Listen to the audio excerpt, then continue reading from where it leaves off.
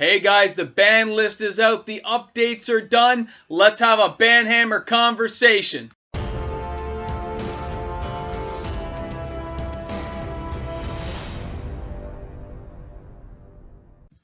Hey guys, welcome back. MTG Moxman here. If you're new to the channel and somehow found me out there in YouTube land, thanks a lot for checking out my content today.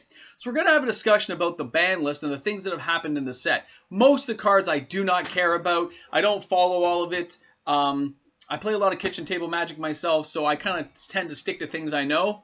But in this case, some of the cards I found very interesting. I'm not going to mention anything in Historic for this conversation because it does not interest me. It's strictly an arena thing, so I don't care.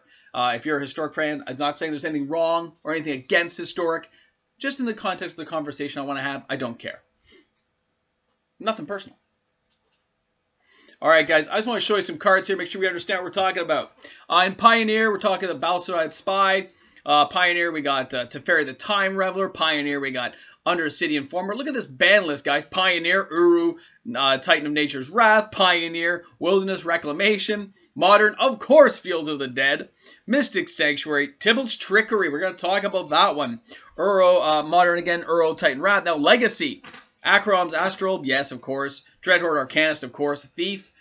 Good old Oko, of course that Thief has got to go. And of course, they unbanned Lurrus. Can you believe it? See my arms out there? Ah! They unbanned Lurrus of the Dream Den.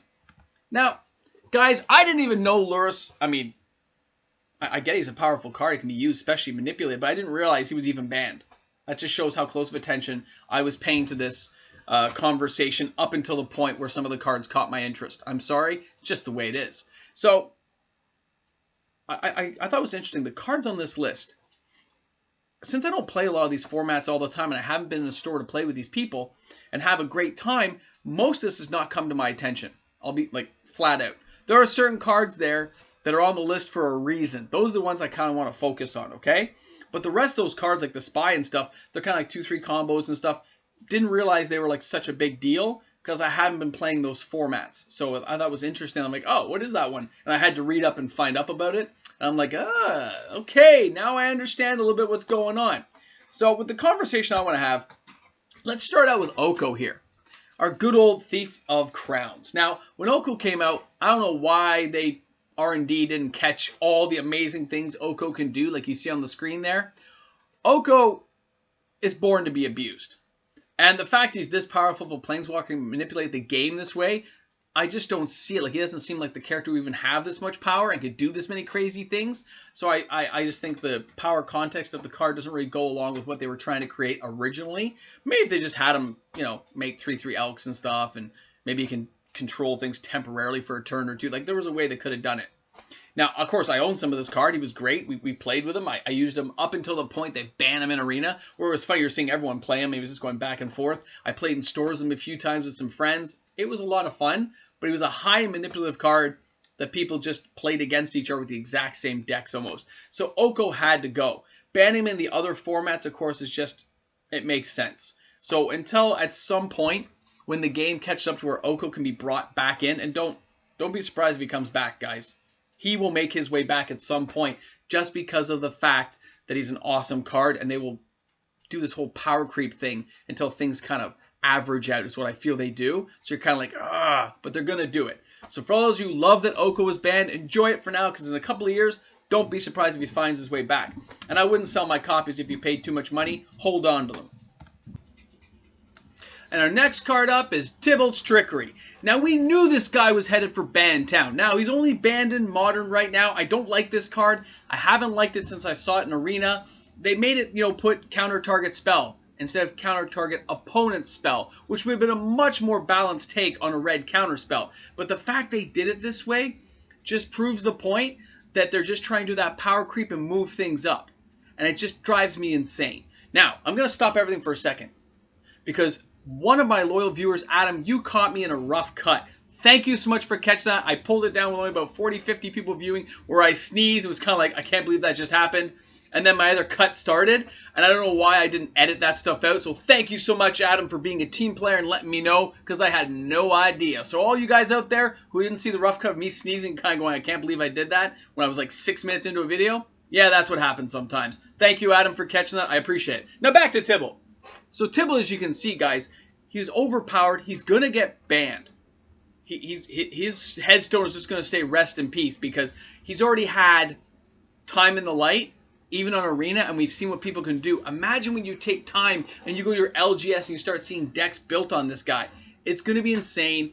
I want him banned everywhere. Maybe Vintage Legacy. I don't know. I want to see him banned everywhere, though. That's where I'd like to see him go. I don't want to see him anywhere. I love you, Tibble, but you got to go, buddy. Gone, gone, gone. I can't wait till it happens. All right. Next card up. All right. Now, Ferry the Time Reveler. Ferry the Time Reveler has always been a fun card, guys, ever since War of the Spark. Not being able to counter people's spells when it's your turn, that, you know, that's cool. Like, he freezes people up. He's amazing. Unsummoning things, giving yourself some breathing room. I had whole decks built around him during his time when I had him in Arena and at a local LGS kind of tournament play and stuff. He was a lot of fun to abuse and have fun with.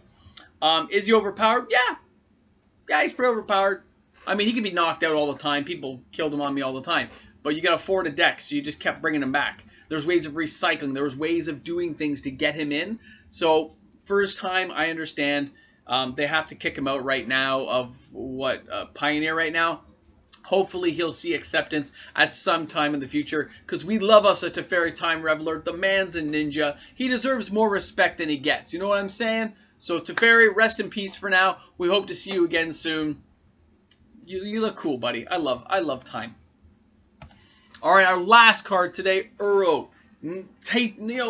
Yeah, what can you say? He's a Titan. He's Nature's Wrath, and I love this card. I've always liked him. Is he overpowered? Probably. If they had said when he comes into play, choose one, or when he attacks, choose one, or when he blocks, choose one, like the Garuth guy is probably a better, more balanced card. Bringing him back over and over, like, he has all kinds of bad stuff written all over him. The ban hammer had to come out, I understand. In so many formats, I get it. But there's ways of exiling him. There were some cards to deal with him. So I'm not sure I feel the same way as everyone else about this card right now. I'm looking at him on my screen. I'm looking at you guys. I'm saying I'm still 50-50. I'm still mulling it over. He is a good card. He's a lot of fun. And, again, I wouldn't sell my copies if you have them. I would hold on to them. And hopefully sometime in the future, you're going to see this card make his way back to us. Maybe when the rest of the game kind of catches up to his power level. Or we'll see a rework of the card some way in a future edition. A different type of Uru comes in. Maybe one a little more balanced that people can actually play with.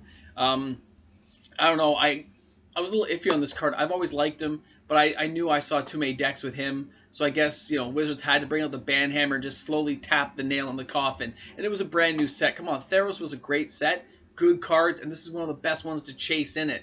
So I feel a little bad for you.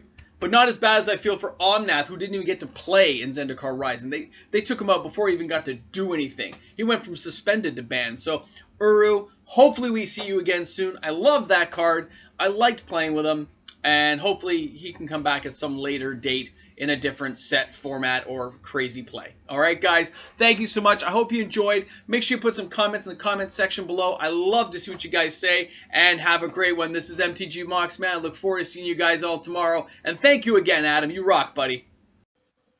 Hey guys, big shout out to all my patrons out there in Patreon land, and a big thank you to Adam again for helping with that rough cut. If you didn't catch that, it would have gone a lot longer before somebody told me. So thanks again, guys. Patrons rock. Everyone rocks. MTG Moxman.